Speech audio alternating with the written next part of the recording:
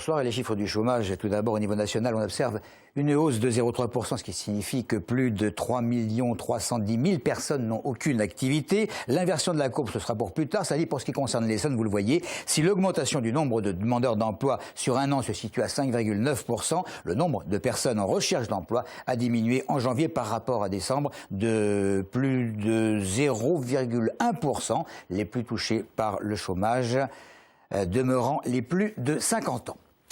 Le centre hospitalier sud-francilien a annoncé hier une issue positive des négociations avec le groupe Eiffage. Et le 14 mars prochain, le conseil de surveillance, présidé par Francis Choix, le maire d'Évry, délibérera sur la résiliation du fameux bail hospitalier de longue durée, un petit peu spécial, semble-t-il, qui le liait depuis 2006 à la société Éveil, filiale du groupe Eiffage. Une économie importante pour l'hôpital qui dédommagera le groupe privé mais ne s'acquittera pas des 700 millions d'euros de loyer à venir. Les explications d'Audrey Coll. C'est peut-être la fin d'une longue bataille pour les syndicats et le personnel du centre hospitalier sud-francilien. L'hôpital se dirige vers la cessation du partenariat public-privé avec le groupe Eiffage. Ce plan de sortie doit encore être validé par les différentes instances de l'hôpital, mais le syndicat Sud Santé se réjouit déjà. On était seuls aujourd'hui, bon ben voilà, on a une direction avec des tutelles qui propose un accord pour en sortir, mais on va observer, on va analyser précisément ce contrat de façon à ce que ça ne se retourne pas contre le personnel et contre les patients. C'est notamment le conseil de surveillance qui doit valider cet accord le 14 mars, mais l'avis devrait être favorable. Eiffage et l'hôpital se sont entendus sur l'intérêt général. Le constructeur devrait recevoir 80 millions d'euros en échange de la fin du contrat. Et pour Francis Choix, président du conseil de surveillance, c'est aussi dans l'intérêt du groupe privé. C'est une décision du gouvernement en 2006, du gouvernement de Jean-Pierre Raffarin, qui s'avère que ce n'est pas probant. Et ça, je tiens à garder son image d'un grand groupe. Cette sortie devrait améliorer considérablement les comptes de l'hôpital qui sont aujourd'hui dans le rouge et devrait permettre à l'établissement de retrouver une liberté de manœuvre sur ses choix économiques.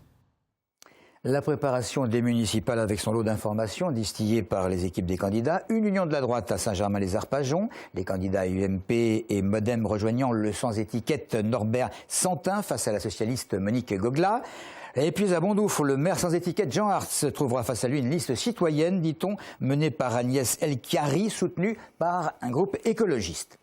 À l'approche des municipales, on avait prévu que les esprits s'échaufferaient. Il semble que cela ne surprenne pas les futurs électeurs qui ont leur point de vue, peut-être un petit peu trop sévère, sur la classe politique en général. Ce sont tous les mêmes et en fait ils n'ont aucune vision du futur. C'est juste pour avoir un mandat électoral et se positionner leurs copains. Personnellement, la politique, moi, c'est que des mensonges. Je trouve que c'est du n'importe quoi. La droite, la gauche, le centre, je sais pas comment on appelle ça, ils se bouffent entre eux. On sait que la politique, c'est ce qui sert un peu à gouverner tout, mais c'est plus les politiciens qui s'en servent mal, plus ou moins, quoi. De toute façon, les politiques sont tous des menteurs. C'est facile de leur taper dessus. Leur place, on les envie. Arriver au sommet, c'est compliqué, même au sommet de la ville. Donc après, je peux pas leur jeter la pierre. Je voterai peut-être, je ne sais pas encore pour qui, mais ils n'auront certainement pas ma satisfaction. Je vote pas, je sais pas pour qui voter. Franchement, aujourd'hui, ma carte d'électeur, je l'ai déchirée. En ce moment, il y a beaucoup de choses qui salissent un peu l'image de la politique française, mais sinon, c'est une bonne politique pour moi. Ils sont tous pareils.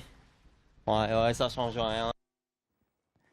De sérieuses négociations ont débuté il y a quelques heures au site de Stanley Facom à Morangis, entreprise d'outillage professionnel entre syndicats et direction. Le plan social annoncé il y a 15 jours prévoit la suppression de plusieurs dizaines d'emplois. Sur place, il y a quelques 260 salariés. Et du côté de Force ouvrière, on dénonce l'éventuel départ de 20% de la masse salariale. Une importante baisse des ventes contestée par l'intersyndicale a poussé ses responsables justement à appeler à une mobilisation sans débordement pour l'ouverture des dites négociations.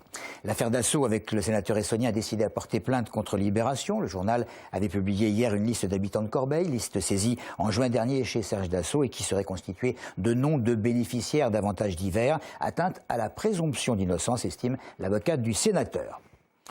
Ce matin, une cinquantaine de passionnés se sont donné rendez-vous en forêt de Sénart pour prélever chevreuils, sangliers et renards dans le respect des quotas fixés par la préfecture. Un constat notable sur le secteur cette année, la forte baisse de la population de sangliers. Le signe que l'action de l'ONF porte ses fruits. Alors rappelons que les sangliers sont notamment responsables de très gros dégâts agricoles. Maxime Lemaine.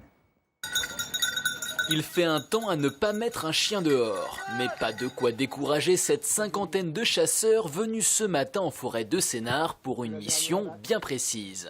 Les objectifs sont multiples. Tout d'abord, faire baisser la population de sangliers que l'on trouve dans nos forêts urbaines, conformément aux objectifs de l'État et aux objectifs qui nous sont fixés par la préfecture de l'Essonne. Maîtriser également la population de chevreuils afin de garantir un renouvellement, la régénération de la forêt. En tout, 4 battues sont organisées dans la journée par l'ONF. Le groupe est composé de passionnés qui payent pour participer. Parmi eux, on retrouve des habitués qui viennent chaque année. Le meilleur tableau de chasse ici, j'ai fait 10 sangliers en une journée et un chevreuil. C'était une belle journée. Et aujourd'hui, je pense qu'on va faire, comme un tableau normal, une quinzaine de sangliers et puis une dizaine de chevreuils, ce qui serait bien pour une fermeture. L'organisation de l'opération est millimétrée, chaque détail compte pour que tout se passe bien. Des chasseurs à pied rabattent le gibier pendant que d'autres se tiennent prêts à tirer depuis des miradors. Ces miradors amovibles sont destinés à améliorer l'efficacité de nos battues. Les animaux voient moins les chasseurs, d'autre part ça limite le risque de ricochet. Ça permet également un tir dans la battue qui augmente terriblement l'efficacité de nos dispositifs. Depuis le mois d'octobre, l'ONF a organisé 19 journées de chasse. Aujourd'hui, il s'agit de la dernière de la saison. Dans la soirée, une partie du tableau de chasse sera remis aux participants. Quant au reste, il sera revendu à un marchand de gibier. Et demain, nous parlerons du redécoupage des cantons avec une bizarrerie administrative. Merci et bonne fidélité.